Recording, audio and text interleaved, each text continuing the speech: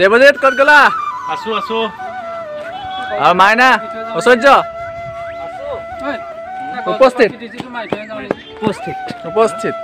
কেনেকুৱা দেৱজিৎ আছো কেনেকুৱা আজি খুব ভাল লাগিছে DY365 অন দা স্পটৰ আমি মানে ভিডিঅ'গ্ৰাফি চলি আছে মানস ঐশ্বৰ্য লগত আমাৰ বিৰাজ আছে আৰু আমাৰ অংকুৰ আছে অংকুৰ অকণমান আহি দিলে ভাল লাগিব অংকুৰ আঁতৰৰ পৰাই হাত দাঙিছে অংকুৰ আমাৰ মেইন মানুহ এতিয়া আৰু আমি এতিয়া আছো ক'ত এতিয়া চলাই আছে আৰু আমি আছো এতিয়া নেগেটিং কিবৰ্ডত আছো দেখুৱাম বাৰু এইবাৰ অকণমান বেলেগকৈ হ'ব ওপৰৰ পৰা দেখাবলৈ চেষ্টা কৰিম কেনেকুৱা কি হয় নাজানো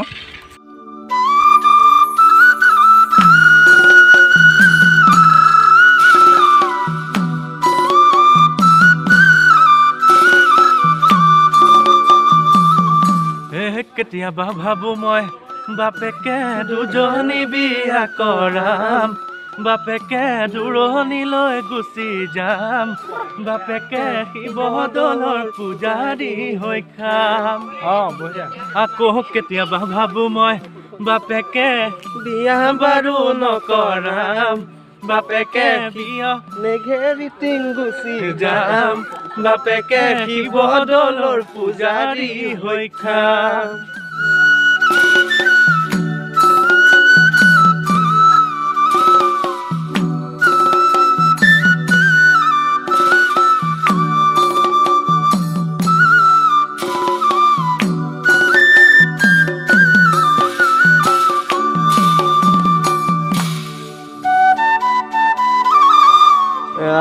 আহি উপস্থিত হ'লোহি নেঘেৰিটিং শিৱ মন্দিৰ ভিতৰলৈ যাম সোমাই যাম দেখুৱাম আজি বেলেগ ধৰণে অলপ দেখুৱাবলৈ চেষ্টা কৰিম ওপৰৰ পৰা পৰিৱেশটো আপোনালোকে ভালদৰে দেখিবলৈ পাব স্বৰ্গদেউ ৰাজেশ্বৰ সিংহৰ দিনতে নিৰ্মাণ কৰা এইটো ঐতিহ্যমণ্ডিত শিৱ মন্দিৰ ডেৰগাঁৱত অৱস্থিত আমি ভিতৰলৈ যাম এতিয়া আমাৰ লগত বহুত আছে আৰু লগত মানস বিৰাজ আছে বলক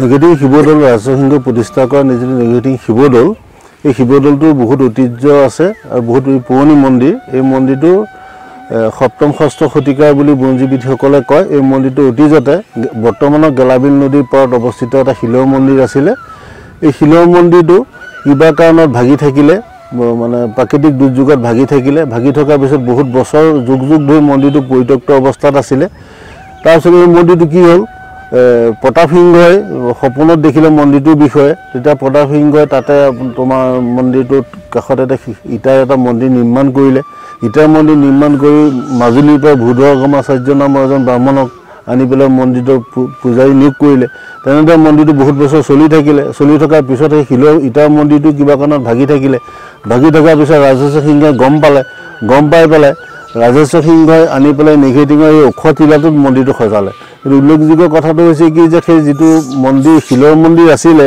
সেই মন্দিৰটো প্ৰকৃততে কেতিয়াৰ মন্দিৰ এইটো বুৰঞ্জী এতিয়াও ঢুকি পোৱা নাই তেজপুৰৰ দেও পাৰ্বতীয় মন্দিৰ আৰু নুমলীগড়ৰ দেওপাহাৰৰ ওপৰত থকা মন্দিৰ এই মন্দিৰটো সমপৰ্যায়ৰ মন্দিৰ বুলি কোৱা হয় তাৰপিছত মন্দিৰটো ইয়াত সাজিলে ইটাৰে ইয়াত সাজিলে সজাৰ পিছত কি কৰিলে আপোনাৰ যিখিনি শিল আছিলে মন্দিৰৰ ঐতিহ্যৰ মন্দিৰৰ যিখিনি শিল আছিলে সেই শিলখিনি বৰ্তমান আমাৰ যিটো উঠি অহা খটখটি আছে সেই খটখটিটোৱে এই শিলখিনি নিৰ্মাণ কৰিলে ৰাস্তাটো নিৰ্মাণ কৰাৰ পিছত স্বৰ্গদেউ ইয়াত দেৰগাঁও পাহাৰতে থাকি মন্দিৰটো কাৰুকাৰ্য চোৱা চিতা কৰি আছিলে কিন্তু দুৰ্ভাগ্য কি যে স্বৰ্গদেউ সেই সময়তে ঢুকাই থকাৰ পিছত মন্দিৰটো যেটা সম্পূৰ্ণ হৈছিলে কিন্তু উৎসৰ্গা কৰিব নোৱাৰিলে ৰাইজৰ কাৰণে তাৰপিছত লক্ষী সিংহই ৰাইজৰ বাবে মন্দিৰটো উৎসৰ্গা কৰিলে বহাগৰ 1 তাৰিখে।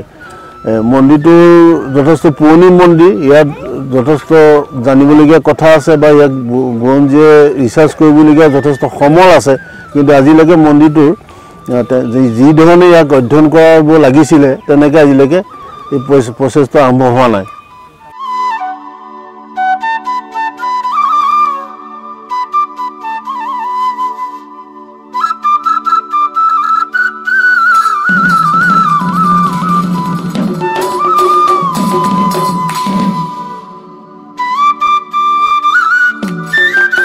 আপোনালোকক মই ইতিমধ্যে ভিতৰৰ ভাগটো দেখুৱালোঁ, এতিয়া বাহিৰৰ ফালৰ পৰা অলপ দেখুৱাইছোঁ।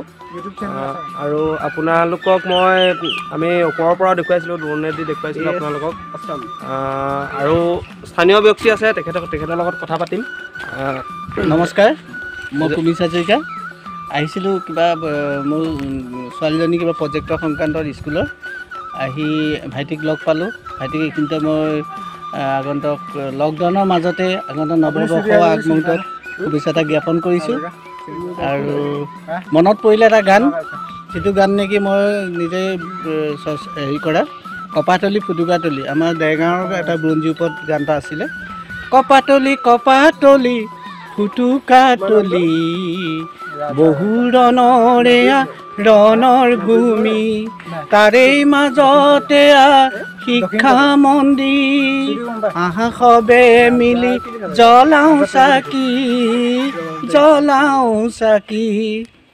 নেঘেটিঙৰ শিৱদৌল, ৰজা বাহাৰত ৰজা ৰোল, দেৱদাসী নৃত্য তিও, অসম বুৰঞ্জীত জিলিকি ৰ'ল।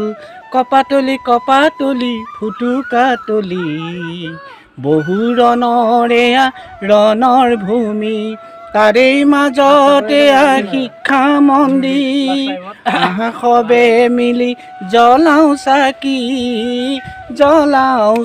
আৰু এটা বৈশিষ্ট্য আছে, কাকডোঙাৰ বৰালি, দেৰগাঁৱৰ ছোৱালী, দেখি মৰম লাগি যায়, অ' ককাইটি দেখি মৰম লাগি যায়। ধন্যবাদ। ভাল লাগিলে। আৰু লগত আছে আৰু মানুহ আছে। মাজুলীৰ পৰা আহিছে, কেনেকুৱা লাগিছে? ভাল লাগিছে, কুমিৰ ভাল গান গাইছে। আগতে আহিছে নেকি? আগতে আহিছোঁ বাৰু ইয়াত।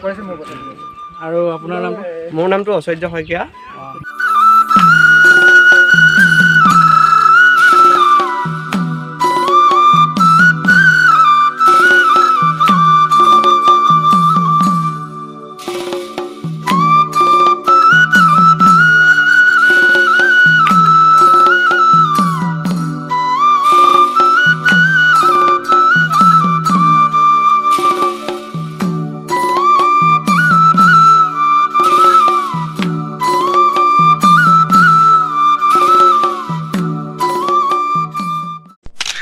Manas Jyoti Bora Photography. Book your upcoming wedding date. Special package. Get a free professional wedding photo album along with the photography. We provide services like fashion, pre-wedding, wedding, cinematic videography and all other events or program shoots. Hurry up guys, let your special moments be captured and shine with Manas Jyoti Bora Photography. So grab your opportunity. Book as soon as possible. For booking, call or DM us at 9101 430716.